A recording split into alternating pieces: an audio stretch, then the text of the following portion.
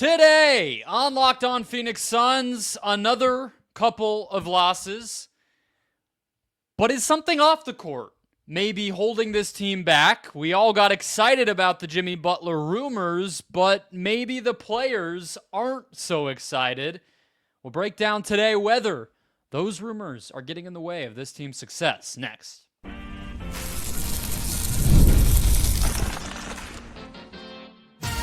You are Locked On Suns, your daily Phoenix Suns podcast, part of the Locked On Podcast Network, your team every day. Welcome back into Locked On Phoenix Suns. I'm Brendon Kleen, a staff writer at Awful Announcing and a credentialed Suns media member. Thank you for making Locked On Suns your first listen to kick off your Christmas week. Happy Monday. Don't forget, Locked On Suns, free and available on all platforms, including YouTube. So click that follow or subscribe button and do what thousands of other Suns fans have already done. Become an everydayer and get locked on to the Phoenix Suns right here each and every day. Today's episode brought to you by the FanDuel Sportsbook. The NFL playoffs are almost here, but it's not too late to get in on the regular season action with FanDuel because right now new customers can finish the season strong with $250 in bonus bets if your first $5 bet wins. Visit FanDuel.com to get started. Joining me as always from the wonderful West Valley, my fellow Suns credentialed media member. How are we feeling on this Monday, Ben Garcia? So there's a few things, right? There's a few things. Here's what I want to get to first before we dive into a bunch of different things. You know how the Los Angeles Chargers motto with Jim Harbaugh's, who's got it better than us? Nobody, right?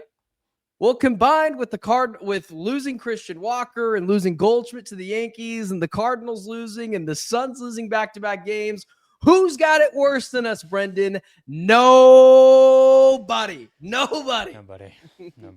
Yeah. Well, at least we got Josh Naylor. There you go. Yeah, they did. Okay. That is a little something, right? A little something. But I thought it was funny because that's what it feels like right now. Who's got it worse than us? Nobody, Brendon. Nobody. Well, I think one of the people that maybe has it the worst of the worst is Bradley Beal right now because he is at the center of all of the hopes and dreams of Suns fans to turn this season around. And the way that he is in the middle of that is that he would be the guy to get traded for Jimmy Butler. And he was asked about this on Friday, or I should say on Saturday at shoot-around, I believe, heading into the game. Maybe it was Friday at practice. Either way, he said the same thing. He will do the same thing as he's always done until one of them meaning, I guess, the Suns front office, coaching staff, whatever, comes and says something to me and talks to me. He says, it's just out there. I'm a Phoenix Sun, and I'm here, and I'm in uniform. I don't pay attention to that. They did that with me for 10 years. They, meaning, I think in that case, the Washington Wizards front office. So, or fans or media or whatever. So, I guess, Ben, where I want to start with this is the games have been awful since this all came out, right? Losing to two teams we both said that you should just be able to take care of business against. They lost both. Both teams with worse records, both teams that had been in, up and down seasons, ruts, whatever you want to say. But at the same time, on the Beal side of things, he had one of his better games of the year on Saturday. So it almost feels like two ends of the spectrum here. How much do you think this noise is affecting this whole team when you take all of that into consideration?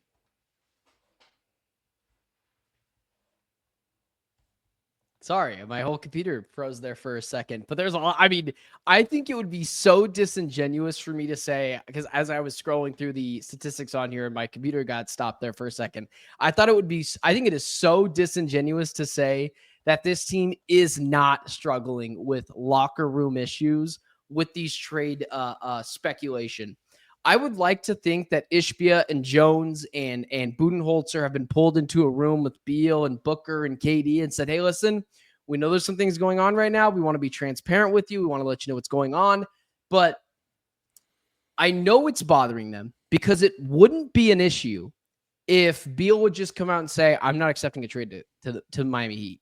The fact that hasn't came out shows me that Beal is just as much okay with being dealt as the Diamondbacks, as the Suns are being in these rumors. And I think that when that happens, guys can sometimes think, okay, Beal doesn't even want to be here.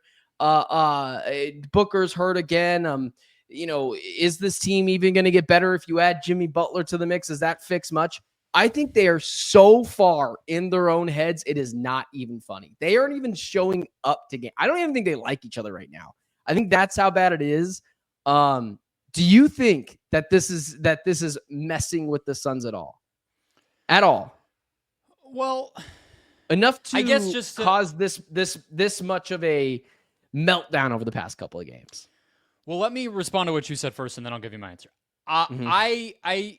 I don't think it's on Beal to dictate the flow of these talks, right? Like the idea that Beal would come out preemptively before any concrete offer has been made or anything, officially can even be asked of him and like nip it in the bud. Wouldn't that be a little weird for Beal to like set a meeting because of something that like Shams said on TV?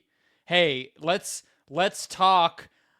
Don't call Pat Riley because there's no way I'm doing that. I don't think that's the order of operations. I feel like it is on the team as his bosses, as the people who have the power to make these trades, to be professional and loop him in to whatever specifically they may be talking about. Because, by the way, we're not positive Beal would necessarily go to Miami in every construction of the trade. He might go somewhere else. So why is he going to come out and start messing with his own head and his own season and professionalism and be like, before I've heard anything, no to Miami? That just feels, it's not his job. That's what I would say about that. And then, yeah, go ahead. I think it is. I think that's where you and I disagree. I think if Beal wasn't open to going to Miami, everything would be shut down by now. But the fact that he hasn't said anything. Well, what we know is Miami doesn't want him. So what would it accomplish? Oh, we don't know that. We don't know that. We don't know that Miami doesn't want him. This is just, but it's like, this is why I'm saying we are operating off of primarily, until a trade happens, even good reporting from a good reporter like Shams is hearsay. So we're trying to put a responsibility on Beal's shoulders to get rid of this distraction when, one, he didn't create it, and two, we don't know exactly what the distraction is. We don't know what the trade would be. We don't know when it will happen. We don't know where he would go, but somehow it's on him to nip this in the bud and make the team get its head straight. That feels crazy to me. These guys are the ones who created these reports by telling everybody that, well, listen, we want Jimmy Butler. So why does Beal have to be the one to shut that down? That's crazy. I guess what you're asking me is, why is it Beal's job to shut it down? I don't think it's Beal's job to shut it down, but if he didn't want this to happen, he could shut it down, which means he's okay with the craziness coming in if it means he could because be out he of doesn't. Phoenix. I just think he doesn't know what the craziness is yet. If there was an offer on the table that said, you will go to Miami, in return we will get Jimmy Butler, a pick will go with you, not that affects Beal's ultimate decision, and Josh Richardson's coming back. We already talked to Pat Riley. If you say yes, we're calling it in tomorrow. Then he would have to say something, because at that point, his no-trade clause would come into effect. But other than that, it feels like, what is he going to say? What could he say? It's all kind of hypothetical right now. Here's my crystal ball. I think, because I've been very bullish on, I guess bullish is the wrong word, because I don't, especially now, don't necessarily know if the best thing to do is to go get Jimmy Butler, but well, yeah, that's the other part of this, right? Yeah, exactly. I don't know if that's even like the right decision that they should go towards right now. But I mean, we can have that conversation tomorrow or even in a second year. But I think the Suns know that Butler wants to be here, and I think it's a foregone conclusion that he will be here. It's just going to take a certain amount of time for this to happen. And I think since Beal knows that, guys are kind of checked out, man. Kevin Durant is probably the only player on this team right now that looks locked in. Everyone around each other kind of seems like, this isn't even the team that we're going to have here in a couple of weeks, so why does it matter? And I think when you have that, man, I think when you have lingering distractions in the trade rumor mill, and you're not exactly sure these are the guys you're going to go to war with in the playoffs, I think that's a recipe for disaster when you play teams like the Pistons and the Pacers. You asked me the other day, you're like, hey, we can just chalk up these 2 wins. And I was like, yeah, I don't buy that at all. And I'm sure you didn't either, but you were just throwing that out there to me. no team at this point is too bad for the Suns to beat.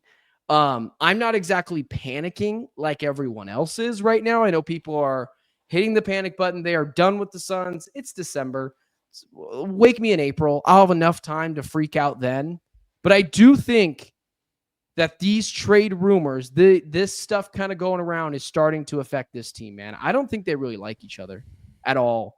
I think that they're really close to. I think we're going to get an Athletic article the second Beal gets traded. Seriously. Well, I'm not sure Beal's going to get traded, and it won't be anytime soon if he does. So we're a ways away from that. But my last thought on this, and then I want to tell you how much I do think this is or is not affecting the team. But on the trade side of things, I guess the place that I will, instead of just disagreeing with you, what I will say is, if we are talking about what could put these rumors to bed, if that is distracting some of the players, the front office could tell everybody they're not going to pursue, have no interest, do not want Jimmy Butler. That is not happening. They are the ones who have the onus on them to make this go away, not the player who is getting wrapped up in the middle of it. 1000% agree with you. Should they do that? No. Okay. Because Jimmy Butler is a better player than Bradley Beal and fits better. So yeah, this is just a fact of life. But let me just give you my take on how much this is is affecting them, and we can talk next about if this is not the biggest issue, what is, or is this the biggest issue? Because then I think that would make it that much more pertinent for this front office to cut this out or get the trade done immediately. So let's debate that next. First, do you struggle to find the perfect gift during the holidays? Maybe you got a last-minute office party or some kind of secret Santa or some kind of white elephant thing. Maybe gift giving isn't really your forte. You overthink it. Maybe you just get something that's out there, or you don't know what to do. Maybe you just end up with the gift card. Well, Skylight is the fix. We've got the perfect gift for you, and the Skylight frame is the touchscreen digital photo frame your whole family and friend group will love. Upload thousands of photos with your phone and watch them appear in seconds. The best part of this thing is it's customizable. You're giving somebody the gift of putting their family, their friends in their home. You don't have to upload it with stuff if you don't want to. You don't have to, print out a photo like you would have in the past. You just give it to them and they get to pick where it goes, what it looks like, what flashes up there, because it is all about putting those photos from your phone, from your computer, from whatever, onto the Skylight, and it just is a beautiful, very high quality, very smooth, visually appealing thing that just cycles between everything they put on it. Over 1 million happy customers love Skylight. Thousands of 5-star reviews. It's available across the world. Recommended by the Today Show, Forbes, New York Magazine, and much more. And now, as a special limited time offer for our listeners who want to become one of those millions of happy customers, get $20 off your purchase of a Skylight frame when you go to skylightframe.com/NBA. That's SKYLIGHTFRAME.com/NBA. Get $20 off your purchase now at skylightframe.com/NBA.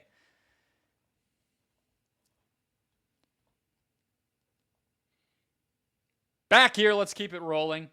Ben's week to do the newsletter here on Locked On Suns. So you're getting Ben content this week if you go to LockedOnDaily.com. Put your email address in. You also get fantasy advice. The NBA doesn't slow down during the holidays, so you shouldn't either. It just ramps up. Writing, it ramps up. It just 5 ramps games up. On Christmas. Suns playing Christmas night. Yeah, oh, man, I hope Booker plays in that game. I don't think it's going to happen, but man, I hope he plays in that game. I hope he plays if he's healthy. If it's pushing it, I don't hope he plays. Okay. All right. Let's get to my take on if this is a distraction.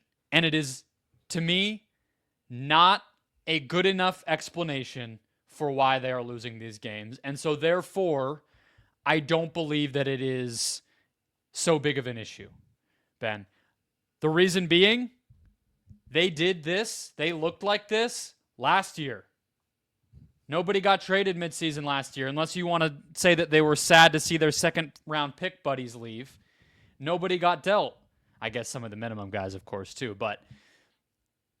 And so if I look at that and the fact that this is a pattern dating back years, it's hard for me to say that they looked like this at certain games when Jimmy Butler wasn't even a figment of our imagination to be wearing purple and orange. I mean, we were all doing the sky is falling thing after they lost to the Magic without Paolo, right? I mean, it has been pretty bad for a while, and so I just kind of refuse to believe that this latest wrinkle of outside noise is somehow, making it that much worse. The other thing is, why does I'm not picking this player to say that he's like playing particularly bad, but just to throw something out here, why does Royce O'Neal care if Bradley Beal gets traded for Jimmy Butler, right? Like, how much? Why should it be affecting anybody but Beal? And Beal's playing well right now, so if I understand distraction, but like, I guess I just have a hard time linking some random player playing poorly to Beal in the trade machine. Like, who cares? Who cares? Who cares what Royce O'Neal thinks? Royce O'Neal, he doesn't matter to the emotional aspect of this team. When you're a kid, the parents are the parents are the ones that dictate the emotion going on in your house. If dad's in a bad mood, pretty much everyone's walking on eggshells. If mom's in a bad mood, everyone's walking on eggshells. If Kevin Durant, Devin Booker, or Bradley Beal, if any one of them are feeling a little grumpy or are not in the right frame of mind, everyone is in a bad mood. That is the way what this would signal to us right now that those Bradley players Beal, are in a bad mood, because those are the only guys who played well in the game that they just lost. Well, that's not true. Kevin Durant had 8 turnovers. He was not great. Okay, he was not great yesterday. I'm just saying, if we're trying to pinpoint it to the players who would be most tied up in the distraction of it, wouldn't they be playing poorly? Also, it's not about playing poorly, right? Because offensively, sure, they were pretty good. I missed a decent amount of that game, so I had to go back and rewatch a lot of it. It's Christmas weekend. I'm doing stuff with the family. And so in preparation for the show, and that's where I came up with one of the topics that we're talking about today, combined with things I've seen on Twitter, was they are so bad defensively that they don't even get up for games. Like, it is effort at this point with this team. Kevin Durant and Bradley Beal can score effortlessly, but I think I saw they're the 28th best defense right now in the NBA since I think it's like early December, and we all blamed Frank Vogel for this stuff. 25th on the season, so you don't even have to. Well, there you go. It by month, honestly, yeah. That's effort. Like, a lot of that is effort. Okay, this so team has do to you be think better. that is because of these rumors? Yeah. See, I think that they are so distracted mentally in terms of rumors and whatever it is, man. I think that the effort is just not there, and they're all kind of just like, screw it, blow this thing up, or we're not even going to try. I seriously. So is that the case, number man. one issue to you? No, because I think the number one issue is defense. Like, if I'm going to rank these things and why those things happen, I'm not going to say that the trade rumors are that. The defense is so bad. It's so abysmal, Brendon. It is so lackluster. I mean, I know people love to point the finger at Yusuf Nurkic, and Nurkic was so bad yesterday, but no one defensively was good. Even Kevin Durant at times was not good defensively yesterday, but Bradley Beal was getting blown by. I mean, Ryan Dunn showed up defensively a few times yesterday, but that was it. Like, it is effort. Rotations are bad. The communication is bad. I can't remember the Suns defense being this bad last season. Maybe it was, and I'm being emotional, but that's what I would say their biggest issue is now, is communication, rotating, and interior defense. God, their interior defense is so bad, and a lot of that lands on the centers. What about you? Yeah, I would say, I know this sounds like too big to pick, but fit. Oh, this is a bunch of different teams splashed together. This is one version of a team that has Tyus Jones as the orchestrator, that has Tyus Jones as the conductor, playing, Chris Paul ball and pointing people in different directions and, accelerating the pace and launching, getting guys open to launch threes and all this stuff. There's a version of this team that, last year, the reason Yusuf Nurkic fits so well is he basically was the point guard. And, he was more engaged and more happy. I think that defensively, the type of team that makes sense for Nurkic is a lot more, basic in its principles, a lot less switching, a lot more, going over screens, crowding the paint, letting the center basically just, be that last line versus some of the more aggressive things he's having to do now. Obviously, there's, you could just say when each of the big three has the ball, they're basically a different team. Some nights they're getting threes up, some nights they're not. It is, even who's playing feels very varied. Double word there. Like, it's just fit. It doesn't fit. These players don't fit together. Whoa. I'm not saying none of them fit together, but as a whole team, they can't play 48 minutes in a way that is coherent and consistent with this roster. That is almost what I went with. I almost went with it doesn't fit very well. But for the same reason why you almost didn't go with it is the reason why I went with it, because I thought you were going to be like, be more specific. That's why I went with the defensive rotations. That's why I went with the effort. Yep. But I think fit is perfect. I think fit is the absolute thing. So let me ask you this, because I'm sure we both have a way to fix it. Because I don't think this team is that far off. I understand that people are upset and it's December and it should be better by now. I actually feel better about this team this year at this time than I did last year at this time, because I think there's more talent, right? Yeah, I think it can get fixed. And I think there's a lot of smart players on this team. How would you fix it? I think that the most basic way I would say it without, opening up the rosters of other teams and all that is they need one more big and one more forward. I don't care who they are, really. At the end of the day, you could convince me of a bunch of guys. They need one more big wing and one more center, basically. That to just increase the versatility of the roster and basically be a little bit closer to, now this is just me deciding what I think the identity should be or how they should fit. It might not be everybody agreeing with me, but be able to fly around and play more kind of small ball looks. Those two players, I think that's what you would want them to help you do. And you're talking about a team that could go, at that point, 8-9 deep of all players who can fit that style. So the way I would fix this team, and it kind of goes into our next segment, which would be kind of fun to talk about in just a second here as the holiday comes a little closer. But I think the way to fix this team is trading for Jimmy Butler. I think he fits better for this team than Bradley Beal does. And I understand I'm talking out of both ends of my mouth because, and this is going to kind of be an extension of what you just said, because we said before that, like, I wanted to go get other pieces because Butler wasn't the biggest thing. Subtracting Bradley Beal when Devin Booker gets healthy is going to be addition by subtraction. This is nothing wrong with Beal. You could get rid of Beal, KD, or Booker. Well, that's actually wrong. You could get rid of Beal or Booker, and I think this team would significantly be better. Nothing against Bradley Beal about what he's doing, because I think he's sacrificed. I think he's been a really good son. I think he's been a really good soldier. And everyone wanted him to step up Saturday night, and he did. Yeah, it's just redundant. It's just too much redundancy of what Booker and I just think it's not him necessarily. Yeah, exactly. Right? I think so. The fit thing as well. I think that they've got to expedite this Jimmy Butler thing. I know that they want to wait till January. If they can make it happen, they should go make it happen, because I think this is the only way you can get off of Beal. And I agree with you. This team needs another center, and who knows? Maybe in the buyout market they get lucky. They need another forward. Like, I would agree with you, but I think just getting Bradley Beal off this team because he just doesn't fit very well would be a really good fit for this team, and potentially bringing in Butler. Who knows? Maybe you get Josh Richardson. He's not a horrible player. He might be able to help with some depth. And I mean, like, the 10th guy off the bench. Yeah. I think that's the fit, man. I think you gotta get rid of Bradley Beal, and nothing against Beal. He's a good son. He's just too redundant, and it's either him or Booker, and you're not getting rid of Booker. So that's what I would divvy it down to. And Butler is a forward, so he definitely fits where I'm coming from. He's bigger too, 6'7" guy. You even get a little bit bigger. Okay, I'll give one Christmas wish for the Suns next, and we'll see if Ben's is the same. Maybe it's just Jimmy, and he, wears the right colors to be part of this festivities as well.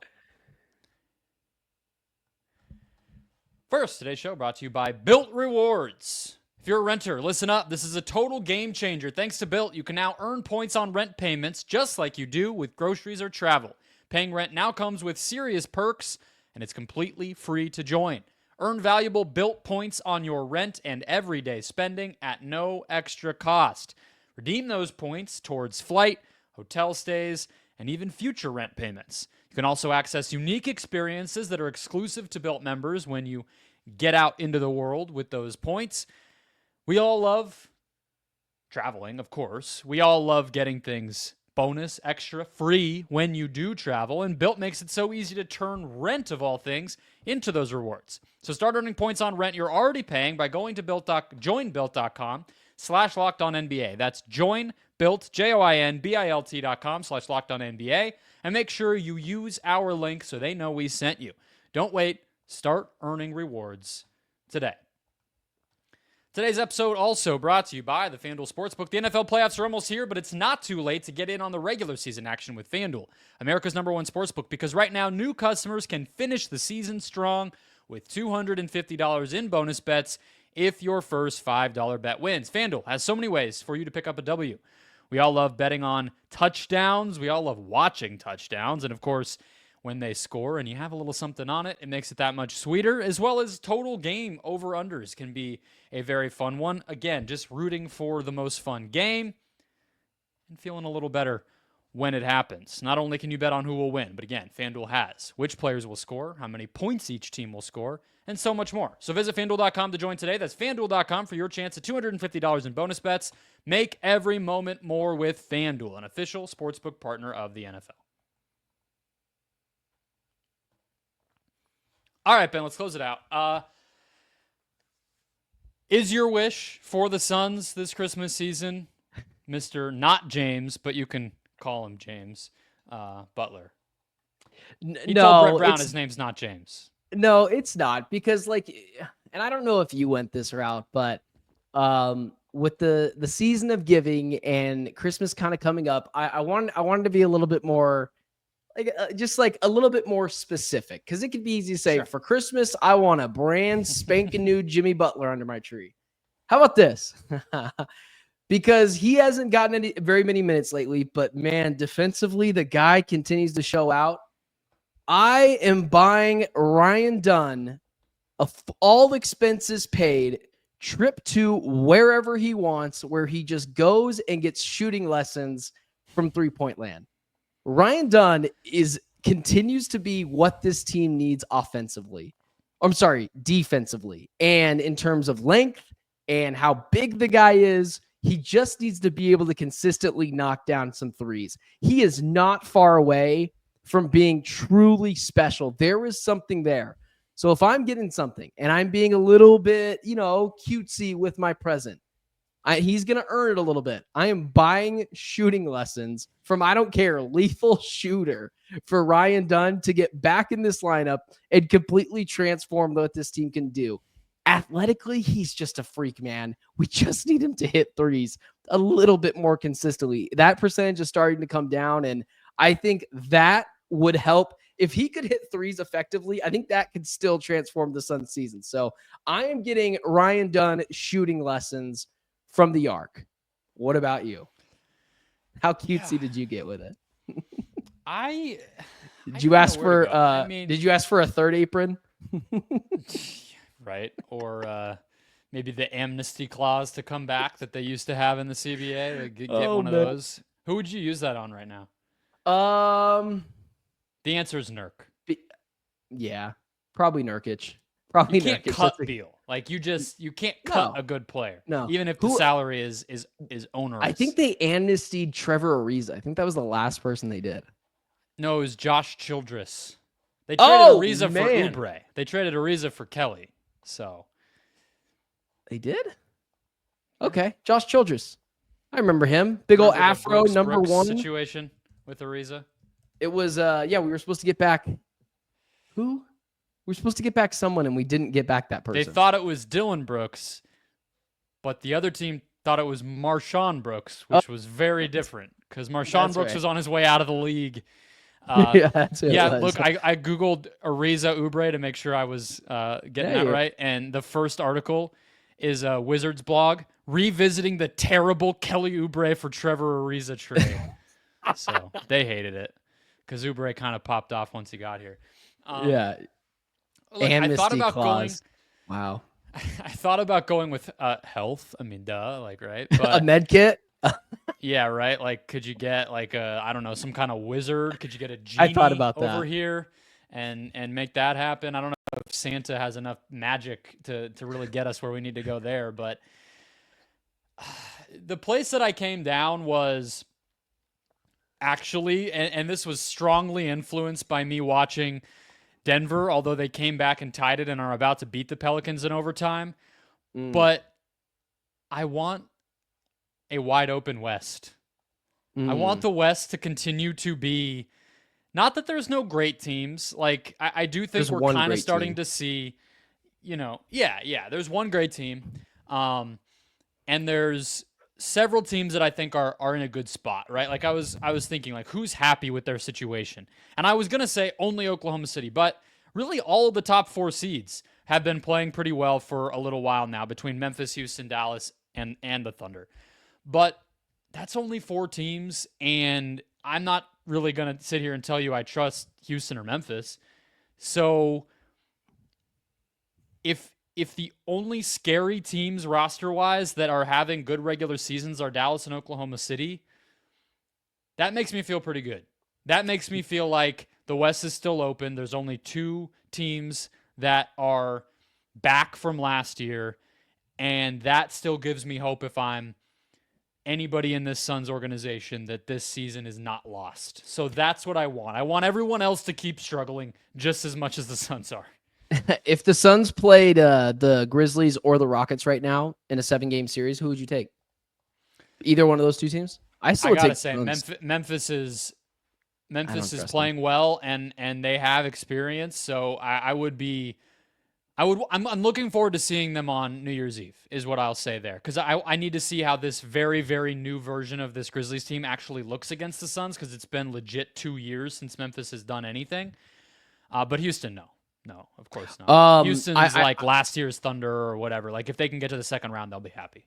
Yeah, I'm not worried about the Grizzlies because Ja Morant has shown in the playoffs, 1, he can't hold up, and 2, as much as I love the guy, his style of play is not going to work in the playoffs. It's not going to. So I don't think it has for Russell Westbrook. I don't think it has for Derrick Rose, and it certainly won't as well for Ja Morant. Those guys they get beaten up in the playoffs and they tend to get injured. So for that reason, you know what I were you panicking when the Suns lost? I'm still not panicking.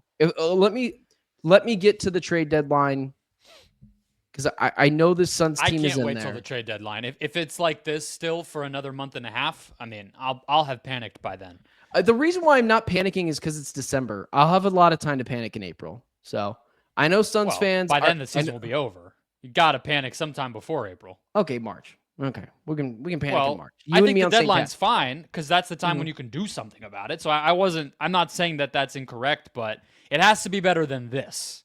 It does. I think it will get better, man. I believe in Budenholzer. I believe in Katie. I believe in Booker. I know our loyal listeners, which, hey, by the way, I told you this. I ran into a couple of one of our loyal listeners on Friday. Rudy and his wife Tanya, they were very nice. They talked with them for a little bit. So, man, our listeners, they recognized you. They did. So I was at my another employment, right? And I was talking to someone else, and I walked out there, and he immediately points at me and he goes, "I know you," or whatever. And I go, he goes, "From the podcast." And I was like, "Oh, which?" And he goes, "Locked on Suns." And so, nice guy. We chatted it up for a bit. He's from California. He was at both games this past week with his wife, and he told me he hates the Lakers for what it's worth. But he was a very nice guy. We have some very smart, nice, loyal listeners, and if they ever see us, I will sit there and chat with you. But I know our fans our listeners are starting to, freak out a bit, and reasonably so. But let's see this Jimmy Butler thing through. I think that we're going to get more news than this sooner than we think. I know everyone's saying January. Matt Ishbia doesn't really seem like a patient guy. So at this point, Ishbia just doesn't seem like a patient guy. But I don't know. I think I just give me some time to freak out. I'm not there just yet. Me neither. I'm definitely not. The season is over. Especially since the West kind of sucks. No one is really separating. That was my gift. That was what I said. I want that to continue. All right, that'll wrap us up. Hit follow or subscribe if you have not already. Become an everydayer. We'll have content for you throughout the week. Finally, a week with games, man. We got a recap on Monday night of Suns Nuggets Part 1, And then we have a Christmas night game and then the Mavs on Friday, which is what we like to do. Watch basketball after all, not guess and look into crystal balls about basketball. Awesome. An 8:00 game. I can't wait to hang out with Brendon until Christmas Eve. Yeah, there we go. I can't wait in for the first person to see holiday on Christmas season Eve is Brendon. Great. together. Awesome. And you know what's great, Brendon? That game on Christmas, 8:30. We can just hang out till then too. So Yeah. amazing. Late night sessions with Ben and Brendon for the next few days. Thank you, schedule makers. And big games and fun games and test games. So that'll be good stuff. Merry Christmas and happy holidays to our listeners. We're coming up to it. These lights are coming down soon, Brendon. They're coming down soon. We're not doing that for the entire season. As soon as the new year hits, some red for Valentine's Day? That's actually not a bad idea. Up. I'll look into it. All right. I'll look into it. I mean, enjoy your Monday, everybody. Enjoy Suns Nuggets. Look at that. Ooh, there you go. See, you already got it. We'll talk to you tomorrow.